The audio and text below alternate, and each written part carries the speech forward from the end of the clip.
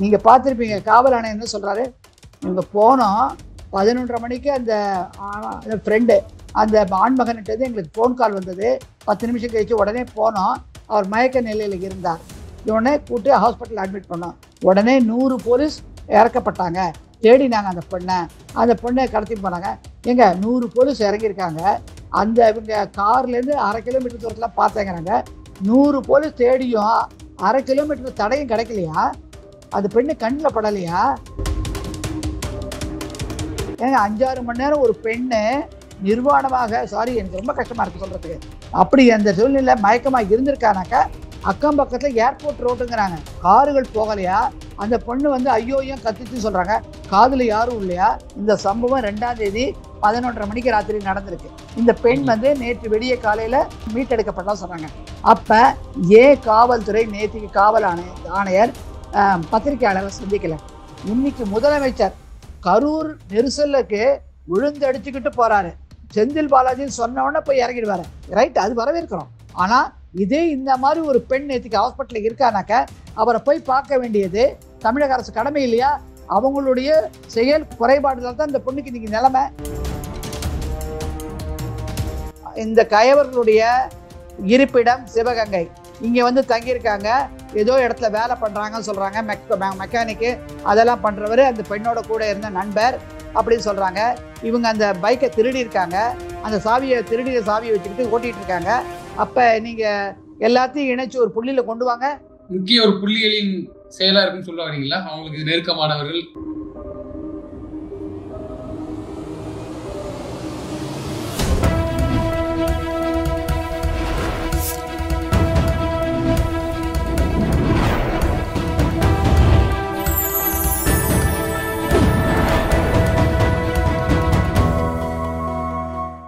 Channel 5 Tamil நேயர்களுக்கு வணக்கம். இன்றைய நேர்காணலில் நம்மோடு பேசியிருப்பது மூத்த வழக்கறிஞர் நல்லினி ஸ்ரீ அவர்கள். மேம் வணக்கம். மேம் வணக்கம் சகோதரா.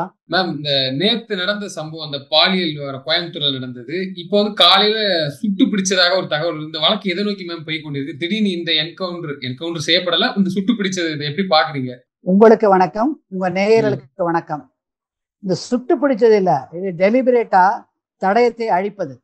அதாவது இந்த மாதிரி ஒரு சென்சேஷனல் மேட்டரில் பார்த்தீங்கன்னா, ஆம்ஸ்ட்ராங் அவர்களுடைய மேட்ரோ, இல்லை இந்த கால் முறிவு ஏற்பட்டதுன்னு அண்ணா யூனிவர்சிட்டி அந்த மாணவி மேட்ரோ, இந்த மேட்ரோ எல்லாத்தையுமே நீங்கள் பார்த்தீங்கன்னாக்கா இவங்க அக்யூஸ்டை ஃபுல் ரூபமாக பிடிச்சி கொண்டு வந்து கோர்ட்டில் ப்ரொடியூஸ் பண்ணுறதில்ல. எப்படியாவது கேட்டால் எதிர்த்தரப்பில் சேலஞ்சு பண்ணுறாங்க, அதனால நாங்கள் வந்து ஒரு டிஃபென்ஸாக எடுக்கிறோம், அதனால தான் சுட்டோம் அப்படின்னு ஒரு கதை. இது வந்து ஒரு ஸ்காட்லாண்டுக்கு சமமான ஒரு தரத்தை கொண்டது தமிழக காவல்துறைன்னு மார்த்தட்டுறாரு தமிழக முதலமைச்சர். ஆனால் ஸ்காட்லாண்டில் எப்போதுமே எல்லாம் இந்த மாதிரி கயவர்கள், ஹின்னஸ் கிரைம் பண்ண கொடூர பாவிகளை, பாலியல் குற்றம் செஞ்சவங்களா முழுசாக லட்டு மாதிரி பிடிச்சின்னு வந்து மேஜிஸ்ட்ரேட் முன்னாடி ப்ரொடியூஸ் பண்ணி ஒரு ட்ரையலை நடத்தி அவங்களுக்கு, ஏன்னா செக்ஷன் 70 தற்போதைய புதிய குற்றவியல் சட்டத்தின்படி பாரதிய நயா சங்கீதால 70வது பிரிவு கேங் ரேப்புக்கு மரண தண்டனையை கூறுகிறது. ஸோ மரண தண்டனையிலேருந்து தடயங்களை அழிக்கிறதுக்கோசரம் நான் கேள்விப்பட்டதில் பார்த்ததில் ப்ரெஸ் மீட்டில் ஆணையர் சொல்கிறாரு 296B 118 140 309 அந்த பிரிவுகளெல்லாம் வந்து போடப்பட்டிருக்கு, அந்த 3 பேர்லாம் சொல்கிறாரு. இந்த பிரிவுகளில் பார்த்தா எதுவுமே கேங் ரேப் கிடையாது. கேங் ரேப்புங்கிறது 70வது புதிய குற்றவியல் சட்டத்தில், அதில் இமீடியட்லி தூக்கு தண்டனை தான் கொடுத்துருக்கு. ஏன்னா புதிய குற்றவியல் சட்டம் நமது நாகரிகத்தின் அடிப்படையில் ஏற்பட்ட உருவாக்கியது. இதற்கு முன்னால் இந்த குற்றவியல் சட்டங்கள்லாம் ஆங்கிலேயருடைய, அதாவது கிரீடத்துக்கு மாட்சிமைக்கு மகிமை கொடுக்குற மாதிரி வச்சிருந்தாங்க. இப்போ நம்மளது நாகரிகம் என்ன? பெண்களுடைய கற்பை பாதுகாப்பது. பெண் கற்பை எவன் கை வைக்கிறானோ, தனியாக வச்சா சரி, கூட்டு வியாபாரம்னாக்கு கேங் ரேப்னாக்க உடனே மரண தண்டனை. அதுவும் வந்து 24 மணி நேரத்துக்குள்ளே எஃப்ஐஆர் போட்டு பொது வழியில் ஏற்றக்கூடாது, அது ரகசியம் காக்கப்படணும், அதனுடைய இதெல்லாம் பண்ணணும். இப்போ பொது வழியில் ஏற்றக்கூடாது, ரகசியம் காக்கப்படணும்னு சொல்லிட்டு இன்னைக்கு காவல் ஆணையர் கோயம்புத்தூர் அந்த பகுதியில் இருக்கிறவர் என்னென்ன பிரிவில் அவருக்கு போட்டிருக்கோன்னு சொல்லி ப்ரெஸ் மீட் கொடுக்குறாரு. இது ஏற்றுக்க முடியுமா? நீங்கள் பதில் சொல்லுங்கள். இது வந்து குற்றவியல் சட்டத்திலேயே பாலியல் தொந்தரவுகள் போஸ்கோ, அது கீழே வர எந்த பிரிவு வந்து எஃப்ஐஆரும் வெளியே பொது வெளியில் வரக்கூடாது, என்னென்ன பிரிவுகள் மக்களுக்கு தெரியக்கூடாது. ஏன்னா ஒன்று அவங்க இப்ப நான் சொன்ன மாதிரி எல்லாமே வந்து 309 திருட்டு ராபரி, அதுக்கு லைஃப் இம்ப்ரெஸ்மெண்ட் வாழ்நாள் முழு சிறை தண்டனை. அடுத்தது 140 ஒருத்தரை வந்து காயப்படுத்துறது, மன ரீதியாகவும் உடல் ரீதியாகவும் கொண்டு துன்புறுத்துவதற்கான தண்டனை, அதுக்கு 10 வருஷம் இல்ல 1 வருஷம் கூட போடலாம். அடுத்தது 118, அதுவும் அதே தான், 1 வருஷம் 30 வருஷம். அது 296 அது என்னக்க தவறு அப்ஸ்கன்ஸ்னா பார்க்க கூட முடியாத ஒரு விளைவுகளை செய்கிறது, ஆக்டை செய்கிறது, அது பேரு. இப்ப 140 கடத்தல், கிட்னாப்புக்கு லைஃப் இம்ப்ரெஸ்மெண்ட் இருக்குங்க. கிட்னாப் தான் பெரிய அஃபென்ஸ். திருட்டு, நீங்க கொலை குற்றத்தோட கொலை குற்றமாவது அதாவது என்ன சொல்றோமோ நாங்க கிரிமினாலஜிம்போம், குற்றவியல்ங்கிற பகுதியில குற்றம் அது ஒண்ணு கோவத்துல திடீர்னு பண்றது இல்ல மற்றபடி பண்றது, அதனால ஒரு அளவுக்கு மன்னித்து விடலாம். ஆனால் திருட்டு, கடத்தல் இதெல்லாம் வந்து என்னைக்குமே மன்னிக்க முடியாது. பாலியல் குற்றங்கள்லாம் அவங்களுக்கு எல்லாம் மரண தண்டனை வழங்கணும்னு சொல்லிட்டு தான் இப்போ ஒரு கேம்பெயின் போயிட்டு இருக்கு, ஒரு பிரச்சாரம் போயிட்டு இருக்கு. அப்படி இருக்கச்ச இவங்க எவ்வளவு சாமர்த்தியமா யாரை காப்பாற்றுவதற்கு 70 போடாம கேங் ரேப் போடாம பண்ணிருக்காங்க. ஏன்னா இவங்களுடைய கூற்று நீங்க பார்த்திருப்பீங்க. காவல் ஆணையம் என்ன சொல்றாரு, இவங்க போனோம் 11:30 மணிக்கு அந்த ஃப்ரெண்டு அந்த ஆண்மகன்கிட்ட எங்களுக்கு போன் கால் வந்தது, 10 நிமிஷம் கழிச்சு உடனே போனோம், அவர் மயக்க நிலையில இருந்தார், இவனே கூட்டு ஹாஸ்பிட்டல் அட்மிட் பண்ணோம், உடனே 100 போலீஸ் இறக்கப்பட்டாங்க, தேடினாங்க அந்த பொண்ணை கடத்தி போனாங்க. எங்க 100 போலீஸ் இறங்கியிருக்காங்க, அந்த இவங்க கார்ல இருந்து 1/2 கிலோமீட்டர் தூரத்துல பார்த்தேங்கிறாங்க. 100 போலீஸ் தேடியும் 1/2 கிலோமீட்டர் தடையும் கிடைக்கலையா? அந்த பெண்ணு கண்ணில் படலையா? ஏங்க இருட்டுங்கிறாங்க, இருட்டு ஒரு டிஃபென்ஸா போலீஸுக்கு? ஏங்க போலீஸ் இருட்டா இருந்தாலும் தடயத்தை கண்டுபிடிச்சு முடிக்கணுங்க, அதுதான் தைரியம் பேரு. இவங்க ஏன் 100 பேர் இருந்த கையில ஒரு டார்ச் இல்ல, ஒரு பெரிய லைட் இல்ல, ஒரு டியூப்லைட் கனெக்ஷன் பண்ணி ஜென்செட்டை போட்டு ஒரு வண்டியில ஏற்றி டியூப்லைட் எடுத்து போட்டு போயிருக்கலாம்ல? ஏங்க இருட்டுல நடக்கும்போது காலு தட்டுனா ஒரு உடல் கடக்குதுனாக்க இடிச்சா தெரியாதா? 100 பேர் சுத்தரச்ச இது எப்படிங்க ஏற்ற முடியும்? இருட்டுனால அடுத்த நான் விடிய காலையில அந்த பெண்ணை மீட்டெடுத்தோங்கிறாங்க. அந்த பெண்ணை அவங்க சொன்ன விதத்தை ஒரு பெண்ணா எனக்கு சொல்றதுக்கு மனசு வலிக்குது. எந்த நிலைமையில மீட்டெடுத்தாங்க? இப்போ ஒரு கேள்வி, பெண்ணை மீட்டெடுக்கும் போது, பெண்ணை தேடும் போது பெண் காவலர் தாங்க போனோம், இவங்க ஆண் காவலர் போயிருக்காங்க. ஆண் காவலர் போய் தேடுறாங்கனாக்க அது இன்னும் எவ்வளவு அப்ஸ்கர் சீன்ஸ், காண முடியாத ஒரு காட்சி. அப்ப இவங்க உடனே அந்த பொண்ணுக்கு ஏன் ட்ரெஸ் எல்லாம் கொடுத்த, அப்ப அந்த பொண்ணு என்ன சொல்றாங்க, மயங்க நிலையில கடந்தேன். அவங்க எப்ப மயக்கம் போட்டாங்க, எத்தனை நாள் இருந்தாங்க? ஏங்க 5-6 மணி நேரம் ஒரு பெண்ணு நிர்வாணமாக, சாரி எனக்கு ரொம்ப கஷ்டமா இருக்கு சொல்றதுக்கு, அப்படி அந்த சூழ்நிலை மயக்கமா இருந்திருக்கானாக்கா அக்கம் பக்கத்துல ஏர்போர்ட் ரோடுங்கிறாங்க, இன்டர்நேஷனல் ஏர்போர்ட் ரோடுங்கிறாங்க, காருகள் போகலையா? அந்த பொண்ணு வந்து ஐயோ ஏன் கத்திச்சு சொல்றாங்க, காதுல யாரும் இல்லையா? அந்த பிருந்தாவன் நகர்ல போலீஸ் பீட் இருந்ததுன்னு சொல்றாங்க. அப்ப கூட போடுங்க, ஏங்க போலீஸ் பீட் இருக்கிறாங்க, இப்ப எங்க தெருவில் கூட போலீஸ் பீட் இருக்குங்க, பட்டா புக்கு வைக்கிறாங்க, அந்த பட்டா புக்கில் கையெழுத்து போடுறாங்க. எத்தனை மணி, 2 மணியா, மத்தியானம் 1 மணியா கையெழுத்து போட்டு போறாங்க. இன்னைக்கு வெக்கக்கேடு. இன்னைக்கு சென்னையில இருக்கிற நானு ஒரு பிரைம் ஏரியால இருக்கும், 30,000 சதுர அடிக்கு வரி வாங்குறாங்க, பட்டா புக்கில் 29/7 அப்புறம் கையெழுத்தே இல்லை. அப்ப இது பீட்டா? அப்ப இவங்க வீட்டுக்கு போய் அந்த இடத்துல இருந்தும் சொல்றதாவது எப்படி நம்பகத்தன்மை வரும்? நம்ம போய் பொது ஜனங்க யாராவது அங்க இருக்கும் குடியோர் நலசங்கத்தை விசாரித்தா, அது ரெசிடென்ட் அசோசியேஷன் வாழ்வோர் நலசங்கத்தை விசாரிச்சா போலீஸ் பீட் இருந்தா உண்மையாங்க வெளியில வரும். அதனால பொத்தம்போக்கள் எல்லாம் சரியாதான் இருந்தது, அதை மீறி நடக்குது அப்படின்னாக்க இது வந்து ஒரு, அதுவும் இருட்டுன்னு சொன்னாங்க பாத்தீங்களா, உடனே தேர்ந்து கண்டுபிடிக்க முடியல இருட்டுன்னு. ஒரு போலீஸ் இருட்ட ஒரு டிஃபென்ஸா எடுத்தா அது என்னங்க எக்ஸ்பிளனேஷன்? எந்த நீதிமன்றமும் ஏற்றுக்கொள்ளாது, யாரும் ஏற்றுக்க மாட்டாங்க. அது வந்து எப்படின்னாக்க மழை காலத்துல இருட்டுல கூட காவல்துறை வந்து பேரிடர் ஆளாண்மை வந்து இறங்கணும்னு சொல்லி தமிழக அரசு முழக்கமிடுது. இன்னைக்கு போலீஸ் இருட்டுக்கு சொல்லுது, அதை விடுங்க. நாங்க இப்ப கேட்கிறோம், நேற்று முழுவதும் இந்த சம்பவம் 2ஆம் தேதி 11:30 மணிக்கு ராத்திரி நடந்திருக்கு, கரெக்டா? இந்த பெண் வந்து நேற்று விடிய காலையில மீட்டெடுக்கப்பட்டா சொன்னாங்க. அப்ப ஏன் காவல்துறை நேற்றுக்கு காவல் ஆணையர் பத்திரிகையாளரை சந்திக்கல? ஏன் சந்திக்கல? இவ்வளவு நேரம் கழிச்சு சந்தித்த உடனே சந்திக்கணுமா இல்லையா? சரி, சந்திக்கல ஒண்ணு. 2வது டிஜிபி இந்த ஸ்டேட்மெண்ட் கொடுக்கல. 3வது இதை தாண்டி எப்ப போறாங்க? இன்னைக்கு முதலமைச்சர் கரூர் நெரிசலுக்கு விழுந்து அடிச்சுக்கிட்டு போறாரு, செந்தில் பாலாஜி சொன்ன உடனே போய் இறங்கிடுவாரு. அவர் ஹாஸ்பிட்டல் தானே இறங்கிடுவாரு, அங்க உடஞ்சடிச்சுட்டு போனாரு, ரைட், அது வரவேற்கிறோம். ஆனா இதே இந்த மாதிரி ஒரு பெண் நேற்றுக்கு ஹாஸ்பிட்டல் இருக்கானாக்க அவரை போய் பார்க்க வேண்டியது தமிழக அரசு கடமை இல்லையா? அவங்களுடைய செயல் குறைபாடுகள் தான் இந்த பொண்ணுக்கு இன்னைக்கு நிலைமை. கேட்டா இன்னைக்கு எதிர்கேள்வி வருது, இந்த மாதிரி இருட்டுல ஒரு பொண்ணு வெளியில போகலாமா? ஏங்க, வெளியில போனாலும் பாதுகாப்பு கொடுக்க வேண்டியது காவல்துறையோட கடமை. நீங்க என்ன பண்றீங்க? இப்ப முதலமைச்சருடைய அவர் வீடு இருக்கிற இடம் செனட்டாப் ரோடு சென்னையில, அங்க போலீஸ் இறக்கிட்டீங்க. அவங்க வீட்டு பெண்களுக்கு பாதுகாப்பு எங்க போனாலும் நம்மளுடைய வரி பணத்துல காவல்துறை பாதுகாக்குது.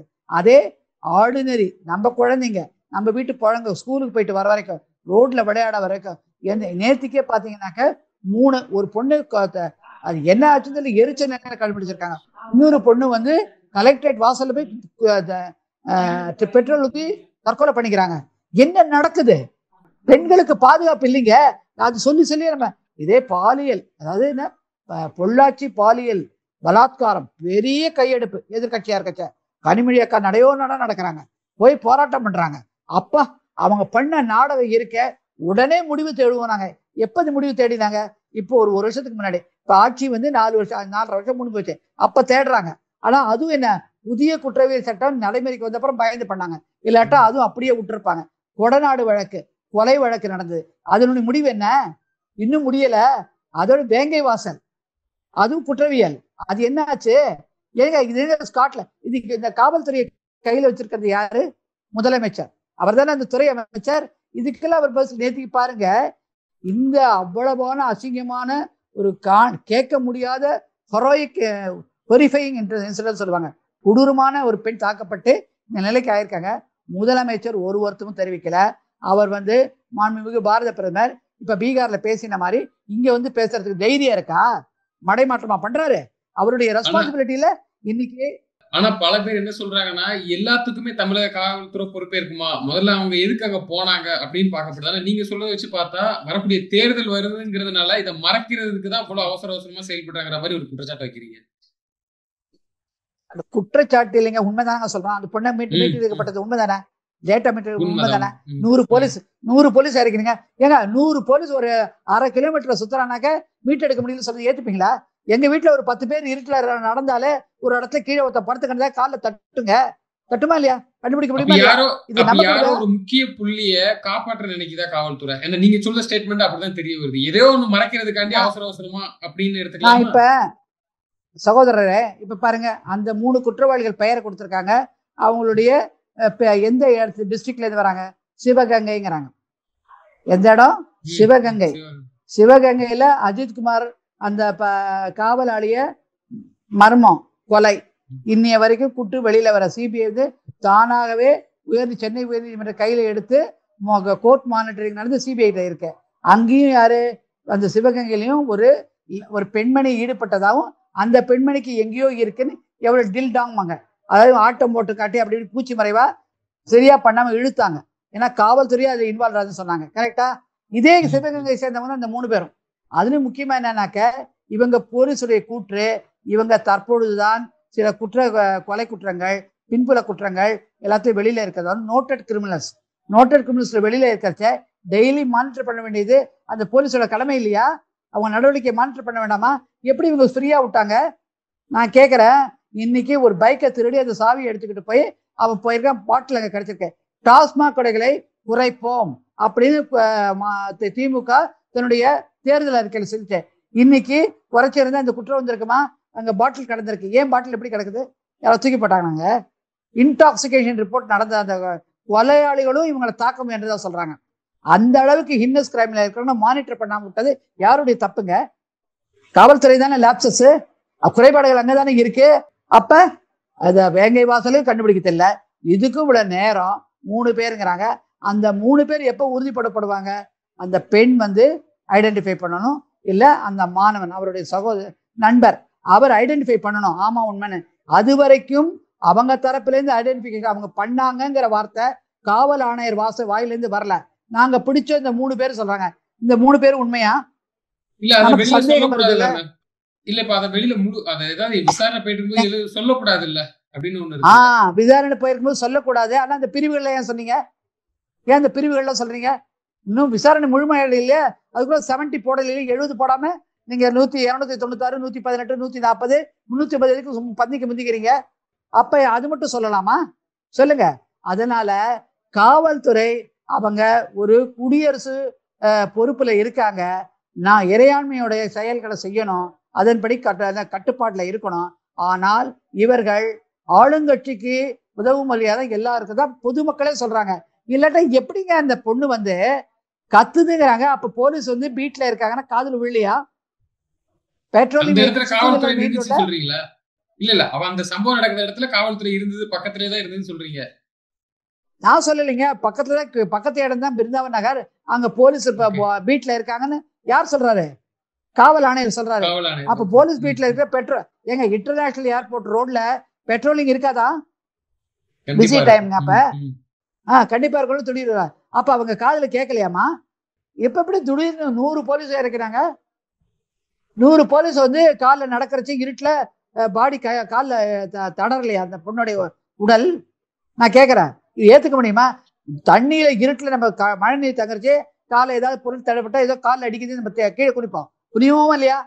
இது ஏத்துக்கூடிய எக்ஸ்பிளனேஷனா? அப்படின்னா இந்த கயவர்களுடைய இருப்பிடம் சிவகங்கை. இங்க வந்து தங்கியிருக்காங்க, ஏதோ இடத்துல வேலை பண்றாங்கன்னு சொல்றாங்க. மெக்கானிக்கு அதெல்லாம் பண்றவரு அந்த பெண்ணோட கூட இருந்த நண்பர் அப்படின்னு சொல்றாங்க. இவங்க அந்த பைக்கை திருடி இருக்காங்க, அந்த திருடிய சாவியை வச்சுக்கிட்டு ஓட்டிட்டு இருக்காங்க. அப்ப நீங்க எல்லாத்தையும் இணைச்சு ஒரு புள்ளியில கொண்டு வாங்க. ஒரு முக்கிய ஒரு புள்ளிகளின் செயலா இருக்குன்னு சொல்ல வரீங்களா? அவங்களுக்கு நெருக்கமானவர்கள். இந்த பெண்ணுடைய பின்புலம் மதுரைங்கிறாங்க, இவங்க சிவகங்கை. மதுரைக்கு சிவகங்கை எவ்வளவு தூரம்? 1. 2, இவர் வந்து மெக்கானிக் ஷாப் வச்சிருக்கிறது அந்த அவருடைய நண்பர், அந்த மாணவியோட நண்பர் சொல்றாங்க. சோ இவங்க திருட்டு பைக்ல தான் வந்திருக்காங்கன்னு போலீஸ் சொல்லுது. அப்ப எங்க கனெக்ட் ஆகுது? எங்க ஒருத்தர் வந்து கண்ணாடியை உடைச்சு அந்த ஆண்மகனை தாக்கி அந்த பெண் வந்து பிடிச்சு வெளியில இழுத்துட்டு போறாங்க, கத்துறாங்கனாக்க அந்த ஆண்மகனை தாக்குற அளவுக்கு பெட்ரோலிங் இருந்த போது இவ்வளவு அமக்கலை நடக்குது. காதுல விழலையா போலீஸ்க்கு? ஹைவேல ரொம்ப தூரம் இல்ல, இங்கேருந்து ஒரு 300 மீட்டருக்குள்ளதான் இருக்கும். நான் போயிருக்கேன் அந்த ஏரியாவுக்கு, நான் பார்த்துருக்கேன். கோயம்புத்தூர் ஏர்போர்ட் வந்திருக்கேன், எனக்கு தெரியும், பார்த்துருக்கேன். அவ்வளவு தூரம் புதர்வு அந்த மெயின் ரோடு அவ்வளவு தூரம் இல்லை. அப்படிங்கிற பட்சத்துல இது என்னத்தை கொண்டு வருது? அதை விட நான் நேற்றுக்கு ஒரு வழக்கறிஞராக அந்த பெண்ணினுடைய சகோதரியாக நேஷனல் உமன் கமிஷனுக்கு கம்ப்ளைண்ட் கொடுத்துருக்கேன். அவங்க ரிசீவ் பண்ணி அக்கலாஜ்மெண்ட் வந்துருச்சு, ஸ்க்ரூட்டனி பண்ணி ஏற்பலாம், இமீடியட்டா இறங்கணுங்கிற ஒரு கோரிக்கையை வச்சிருக்கோம். நேஷனல் உமன் கமிஷன் ஏதாவது அண்ணா யூனிவர்சிட்டி மாதிரி இல்லாம அந்த பெண் இந்த விவகாரத்தை கம்பீரமாக கையில எடுத்து டிஜிபி, அந்த கமிஷனர், அப்புறம் பொறுப்பு துறை அமைச்சர், முதலமைச்சர் இவங்களை நிச்சயமா பணி நியமனத்திலிருந்து இறக்கணுங்கிறத ரெக்கமெண்டேஷன் கொடுக்கணும், சிபாரிசு செய்யணும். ஏங்க பொண்ணு நிறுவனமா சொல்லவே எனக்கு வலிக்குது, சொல்லவே பிடிக்கல. அந்த நிலையில காப்பன மீட்டெடுக்கப்பட்டாங்க. என்னங்க நடக்குது நாட்டுல? மணிப்பூரை பத்தி பேசுறீங்க. மணிப்பூர் எதால வந்தது? அது ஹைகோர்ட்ல இருக்கிற ஒரு ஜட்ஜி வந்து சீஃப் ஜஸ்டிஸ் வந்து ஒரு சலுகை அந்த பிரிவுக்கு கொடுங்கன்னு சொல்லி ஹைகோர்ட் டைரக்ஷன்லாம் வந்தது. இங்க எந்த டைரக்ஷன் இல்லைங்க. உங்க காவல்துறையுடைய அவமானங்க. ஒரு பெண்ணு 11 மணி சும்மா சாதாரண டைமுங்க ஏர்போர்ட் ரோட்ல. 1 மணி 2 மணியா? 11 மணி ஒரு டைமாங்க. நீங்க ஒரு விஷயத்த நியாயமா சொல்றீங்க, அரசுதான் இதுக்கு முழு பொறுப்பே இருக்கணும், இவ்வளவு அலட்சியம் நடந்திருக்குன்னு. அதே நேரத்துல பல பேர் என்ன சொல்றாங்கன்னா, முதல்ல இந்த பொண்ணு எதுக்கு அங்க போந்துச்சுன்னு சொல்லி அப்படியே தப்பா அங்கனைக்கு திருப்ப பாக்குறாங்களா? அதுக்கு படிக்க வந்துன்னா படிக்க வேலையை பார்த்துட்டு போக வேண்டியது, எல்லாம் தேவையற்ற செயல், எல்லாருக்கும் காவல்துறை போமா பின்னாடியே போய்கிட்டு இருக்குமாங்கிற ஒரு குற்றச்சாட்டு வைக்கிறாங்க. சார் சகோதரா, எனக்கு ஒரு கேள்வி. 11, 11:15 எனக்கு தெரிஞ்சவர் என் கூட இருக்காரு, அந்த பாதுகாப்புல நான் இருக்கேன். இப்ப நீங்க அவரே அட்டாக் பண்ணிட்டு என்ன கற்பழிக்கிறீங்கன்னா எந்த விதத்துல நியாயம்? எங்க ஆண் பாதுகாப்பு இருக்குன்னு நான் இருக்கேங்க, எங்க வீட்டுல அனுமதிக்கிறாங்க, நான் போறேங்க. இப்ப அந்த ஆணையே தாக்கி என்ன தூக்குறீங்கன்னாக்க என்னங்க லா அண்ட் ஆர்டரு? என்ன லா அண்ட் ஆர்டரு? அப்ப இது போன்ற பேச்சுக்கெல்லாம் திசை திருப்பாத வேலைதான் இதெல்லாம். அப்படியே மாத்தி நியூஸ மழுங்கடிச்சு சொல்ல வேண்டிய அவசியம் என்ன? ஏங்க காவல்துறை போய் அந்த பொண்ணு எப்படி தனியா போச்சு கேட்கலாமாங்க? ரோட்ல தனியா போச்சுன்னா அம்மா வாங்கம்மா நீங்க தனியா போக கூடாது, என்னங்க 2 பேரும் கார்ல உட்காந்துட்டு இருக்கீங்க, என்ன விஷயம் கேட்டுச்சா? ஏமா இருக்கீங்க, புறப்படுங்க, வார்னிங் கொடுத்துச்சா? கரூர்ல கூட்டம் வந்த போது கூட்டம் ஜாஸ்தி ஆயிடுச்சு, நடத்தக்கூடாது, நான் ஸ்டாப் பண்ணிட்டோம், கேன்சல் பண்ணிட்டோம், போங்க விஜய் திரும்பி சொல்லிச்சா? ஏங்க காவல்துறை ஒண்ணுமே, அவங்களுக்கு காவல்துறைங்கிறது சிறிய ராணுவம், அதுக்கு எவ்வளோ பவர் கையில இருக்கு, அதையும் செய்ய மாட்டேங்குது. பீட்டு இருந்தா தானுங்க, பீட்டே போலீங்க. நான் சொல்றேங்க, நீங்க இதெல்லாம் வந்து குறுக்கு விசாரணையில கட்டாயமா அந்த சமன்ஸ் கேட்பாங்க. அந்த இருக்கிற அந்த பக்கத்துல இருக்கிற பிருந்தாவன் நகர்ல இருக்கிற வாழ்வோர் சங்கத்துல நிச்சயமாக அவங்களை கூட்டு விசாரிப்பாங்க. வீட்டுல இருக்காமா இல்லையான்னு. இல்லைன்னு சொல்லிட்டாங்க வச்சுங்க, அப்ப இந்த காவல்துறை என்ன பதில் சொல்லும்? நம்மளே போய் விசாரிக்கலாம் அங்க வாழ்வோர் சங்கத்தை. நான் இந்த மாதர் சங்கம் நிச்சயம் எடுக்குங்க, மகளிர் சங்கம் போய் கேட்குங்க, மகளிர் ஆணையத்திலிருந்து வர உறுப்பினர்கள் போய் கேட்பாங்க. அப்ப என்ன பதில் சொல்றாங்க பாப்போமா? இவங்க சொல்றது உண்மையா இல்ல அங்க இருக்கிற பொது ஜனங்கள் சொல்றாங்க? ஏன்னா பொது ஜனங்களுக்கு எந்த வன்மமும் கிடையாது, காவலுக்கு எதிராக வன்மம் கிடையாது, அந்த பாதிக்கப்பட்ட 2 பெண் ஆண் 2 பேருக்கு வன்மம் கிடையாது. அங்கதான் உண்மை வெளியில வரும். அப்ப விசாரிக்கும் போது நமக்கு அவங்களே க்ளூ கொடுக்குறாங்க போலீஸ. பிருந்தாவன் நகர்ல பீட் இருந்ததுன்னு எங்க அப்பா வந்து குதிரைக்குள்ள இல்லைன்னு போலீஸ சொல்லுதுங்க. அப்ப என்ன வேணும்? Lead, you are leading us, you are giving a clue. நம்ம போய் இப்போ இண்டிபெண்டா விசாரிச்சிடலாமா? நேற்றுக்கு அதுதான் வந்து பாஜகவினுடைய தேசிய மகளிர் தலைவி திருமதி வானதி சீனிவாசன், அங்க இருக்கிற மகளிர் நிர்வாகிகள் எல்லாம் ஸ்பாட் விசிட் போட்டு நேற்று கண்டன ஆர்ப்பாட்டம், நாளைக்கு ஏதோ கண்டன ஆர்ப்பாட்டம் பண்றாங்க இந்தியா தமிழ்நாடு முழுவதும் பாஜக. ஏங்க எதிர்கட்சிகள் இன்னைக்கு என்னதான் கேள்வி கேட்டாலும் எதையும் கண்டு கொள்ளாம திருப்பி வாக்கு திருட்டு, மாநில உரிமை, இதுதான். டாஸ்மாக் மொத்தமா மூடினோம், ட்ரக்கை மூடினோம், பெண்களுக்கு பாதுகாப்பு கொடுத்தோம், அந்த இதுவே கிடையாது. ஆல் ரிலேட்டட் டு எல்லா குற்றங்களும் மது போதையில வரதாதான் இன்னைக்கு டிவியில ஃபுல்லா, யூடியூப்ல ஃபுல்லா, பேப்பர் ஃபுல்லா மது போதை மது போதை மது போதை. அந்த அளவுக்கு நீங்க ஏன் வியாபாரம் பண்றீங்க? அந்த வியாபாரத்தை பண்ணி எங்களுக்கு மக்கள் நலத்திட்டம் பண்ணணுமா கேட்குற? உயிருக்கும் பாதுகாப்பு, உடைமைக்கும் பாதுகாக்க அந்த லிக்கரை வித்துட்டு எங்களுக்கு நலத்திட்டம் பண்றீங்களா? 1000 ரூபா கொடுக்குறீங்களா உரிமை தொகை? ஒரு பக்கம் 1000 ரூபா கொடுத்துட்டு ஒரு பொண்ணை மானபங்கம் பண்றீங்க, பாதுகாப்பு கொடுக்காம. இது எந்த விதத்தை ஏத்துக்கிறது? இதை கிண்டலாக? உங்க வீட்டு பெண்கள் பாதுகாப்போட இருக்காங்க. நான் சொல்ல விரும்பல, நான் பார்த்த ஒரு சிசி ஃபுட்டேஜ் ஒரு வருஷத்துக்கு மேல இருக்கும். ஒரு கோபாலபுரத்துக்கு துணை முதலமைச்சர் அவங்க தொண்டர்களை பார்க்க போறாரு, தன் பொண்ணையும் கூட கூட்டு போறாரு. அந்த பொண்ணை அங்க இருக்கிற ஒரு மகளிர்கிட்ட ஒப்படைக்கிறாரு, கூட்டிட்டு உள்ள போயிடு. உங்க தொண்டர்களை நீங்களே பயப்படுறதா நான் நினைக்கிறேன், உங்க பொண்ணை கீழே விடுறதுக்கு. அந்த நிலைமையில இது இருக்கிறச்ச அப்ப நாங்க என்னங்க பண்றது? அப்ப நாங்களும் கிழக்கிறியா? அதே மாதிரிதான் மழை காலத்துல பெண்களை டியூட்டியில போடுறாங்க, ஆண்கள் எங்க போறாங்க ஸ்பெஷல் டியூட்டியில போடாம? நான் பார்த்தேங்க, துணை முதலமைச்சருடைய உதவியாளர் ஒரு பெண்மணி போன் பண்ற, இந்த இடத்துல தண்ணி ஏறுது, எங்களுக்கு சப்போர்ட் கிடைக்க மாட்டேங்குது, கார்பரேஷன் எடுக்க மாட்டாங்க. அப்போ ஒரு பெண்மணி எடுக்கிறாங்க. நீங்க எங்க இருந்து வரீங்க? தாம்பரத்துல இருந்து. என்னம்மா மழை பெய்யுது, ட்ரெயின் நின்றுட்டு போகுது, ஹெவி ரெயினா, வீட்டுக்கு போய் இல்லை டியூட்டி போடுறாங்க. ஆம்பளைங்க எங்க போனாங்க? டாஸ்மாக் கடைக்கு போயிட்டாங்களா? இது என்னங்க நடக்குது? பெண்கள்லாம் உங்களுக்கு ஒரு துச்சமா? ஸ்பெஷல் டியூட்டி போடக்கூடாது ஆம்பளைங்களுக்கு? அவலங்க, ஆம்பளைகளுக்கும் பாதுகாப்பு இல்லை, பெண்களுக்கும் பாதுகாப்பு இல்லை. நீங்க ஏன் போன ராத்திரி அப்படி கேட்க? அது பெண்ணுடைய உரிமை. அது வந்து அவங்க பாதுகாப்போட போயிருக்காங்க, அந்த பாதுகாவலே போட்டு தள்ளுறீங்க. அப்புறம் எங்க போவாங்க? ஏங்க நாளைக்கு என் வீட்டுக்கு வர்ற எங்கேயோ போயிட்டு கார்ல வரேங்க, நிறுத்தி ஏங்க இதுக்கு உங்க பொண்டாட்டி ராத்திரி லேட்டா போறீங்களா? 11 மணி ஒரு லேட்டாங்க. 11 மணி சாதாரணங்க, சிட்டியில இருக்கிற டிராபிக்ல நீந்தி வருது, அதுவும் ஏர்போர்ட் ரோடுங்க. என்ன பேசுறாங்க அவங்க? நாளைக்கு வந்தா என்னம்மா, என்ன சார் நீங்களும் உங்க பொண்டாட்டி லேட்டர் வந்து ரைட்டா? அபத்தமா இல்லை? எங்க பெட்ரோலிங் நீங்க இருக்கீங்க தான் நாங்க வரோம், காவல்துறை எங்க பாதுகாப்பு தான் நாங்க ரோட்ல இருக்கோம். அப்ப ரோட்லயே நடக்கூடாதா? ரோட்லயே கார் போக கூடாதா? பெண்கள் வெளியே போட 8 மணிக்குள்ள அந்த காலத்து மாதிரி சிமினி விளக்கு வச்சு உள்ள உட்காந்துடுறோமா? என்னங்க பேசுறாங்க? குடியரசு நாடு, பட்ஜெட், நம்ம வரி படத்துல பட்ஜெட், பெட்ரோலியம் வண்டி வாங்குறாங்க. ஆனா இதே அரசுதான் பெண் சுதந்திரம் பற்றி பேசுது. அதுதான் நான் சொன்னேன், பெண் சுதந்திரத்தை பேசுது, பெண் மகளிர் மாநாடு நடத்துது, சமூக நீதி பேசுது.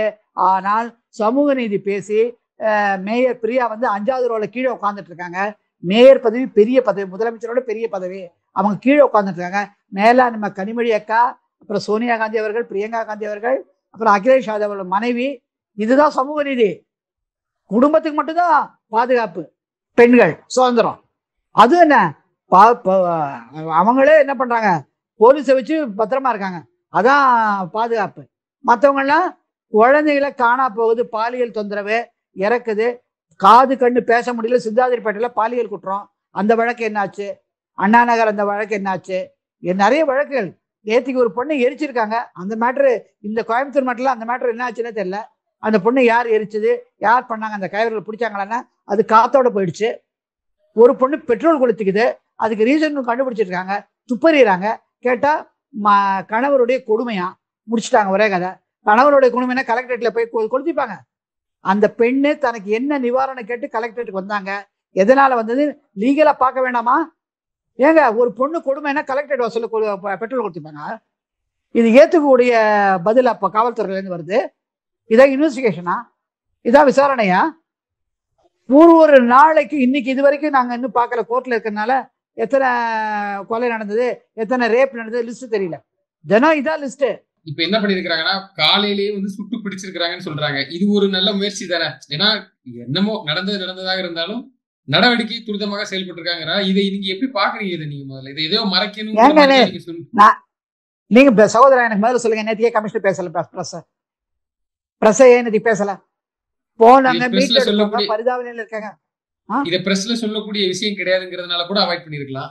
அப்ப இன்னைக்கே செக்ஷன்ல சொல்றீங்க, இன்னைக்கே இந்த செக்ஷன்ல சொல்றீங்க, செக்ஷன் சொல்றீங்க, அறிவாளை தூக்கினா வெட்டினும் சொல்றீங்க. அதெல்லாம் ஏன் சொல்றீங்க? பிடிபட்டு இருக்கார், அண்டர் இன்வெஸ்டிகேஷன், விசாரணை தொடர்கிறது, பின்பு சந்திப்போம். 2 லைன். ஏன் எழுந்து போல? ஆமா இப்படி பண்ணா இப்படி பண்ணா இன்னைக்கு சொல்றீங்களே. நேற்றுக்கு எங்க எங்க சிசி கேமராக்கள் இப்பதான் 6000 6000க்கு முன்னாடியே அங்க இப்படி இருந்து அப்படி இருந்து இன்னைக்கு டிவியில வருது. அந்த பொண்ணுடைய துணிமணிகள் இருக்கு, கார் உடைஞ்சிருக்கு, பாட்டில் இருக்கு, அதெல்லாம் வருது. அதை பத்தி நேற்று பேசிருக்கலாம்ல. ஏன் ஆணையர் பேசல? ஏன் பிரஸ் மீட் பண்ணல? அதே அமுதா ஐஏஎஸ் கரூருடைய சமாச்சாரத்துக்கு காணொலி காட்சி நடத்துறாங்க. யார் அவங்க? வருவாய்த்துறை செயலர். அவங்க காணொலி காட்சி நடத்துறாங்க. இதுக்கு உள்துறை அமைச்சர், உள்துறை செயலாளர் நேற்று காணொலி காட்சி நடத்தல. செந்தில் பாலாஜி காணொலி காட்சி நடத்துறாரு. அதனால கொங்கு ரீஜன்ல தான் நடந்திருக்கு. செந்தில் பாலாஜி தான் பொறுப்பாளர் திமுகல. எல்லாமே அவர் சுத்தி வருது. அதனால வருங்காலங்கள்ல அங்க இருக்கிற பெண்கள் யோசனை பண்ணி இன்னொரு தடவை இந்த ஆட்சி வேணுமாங்கிறது. மகளிர் ஆணையம் என்ன சொல்லுது பாப்பா? நான் கம்ப்ளைண்ட் கொடுத்துருக்கேன், எனக்கு தகவல் வரும், அப்ப உங்கள்கிட்ட பகிர்ந்துக்கிறேன். இது வரைக்கும் எங்களுடைய மனநிலை ஒதுக்கிறது. வரி ரொம்ப பரிதாபம். நன்றி, வணக்கம். நிச்சயமா தொடர்ந்து தங்களது கருத்துக்களை பகிர்ந்தமைக்கு நன்றி.